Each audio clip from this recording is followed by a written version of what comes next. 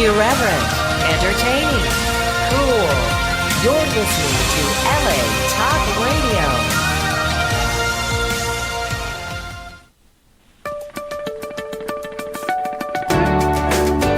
You're listening to A Savory Spotlight with Sherry Savory and Tina Sansone, right here on LA Talk Radio.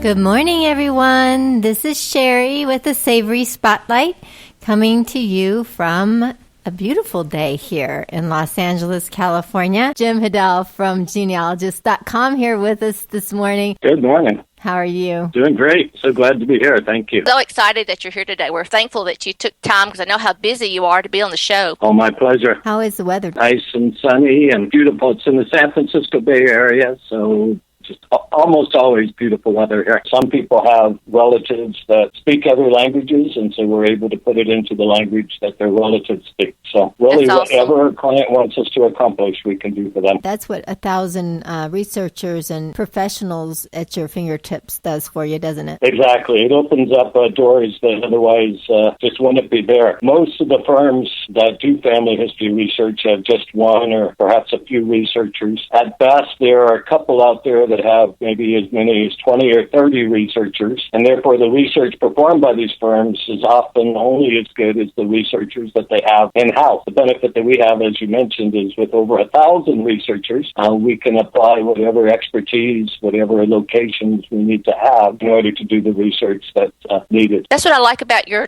group is the networking. So like I'm going to think if someone's doing a research project for you and they come across something maybe they don't know because we don't all know everything, they can just go to someone else within the network and say, hey, I need some help with this, and you can find someone to kind of work with them and solve that issue. So you got so many people that if one person doesn't know it, somebody in the group's bound to know the answer. Exactly. I mean, we would love to be able to claim that we all know everything, but the reality is you just can't. There's far too much history out there to know everything, and so by being able to work collaboratively, working with others that have whatever skills are needed, and I think that's one of the beauties, if you will, of family history research is you never really know for sure what you're going to encounter until you start doing it. So you might think, well, I'm going to be able to focus on Tennessee and maybe Germany. And then you find out, nope, there's somebody that went down to South America or somebody that went to Africa or some other place. Nice to be able to, okay, no problem. We've got researchers there. We'll simply send the work there and work with them to be able to get whatever we need. So it definitely opens up doors that otherwise would just not open. We have a very, very special guest with us today. Thanks for having me.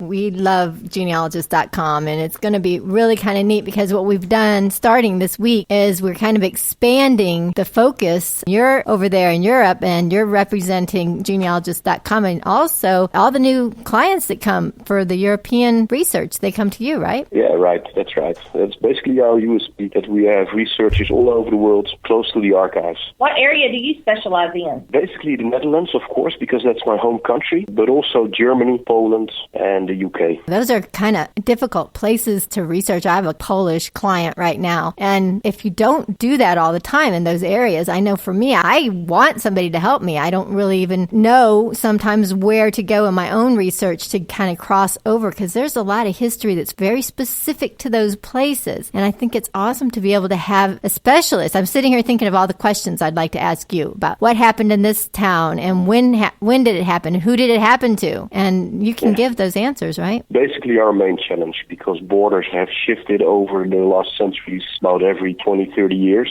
Mm-hmm. And even nowadays, for Yugoslavia, or look at Russia at this moment in time, right. I mean, borders keep changing, so it's always a challenge to find the place where the archive or the archive pieces should be. Poland is a really good example. It's been Russia, it's been independent, it's been Germany, part of Austria-Hungary, so a lot of different languages.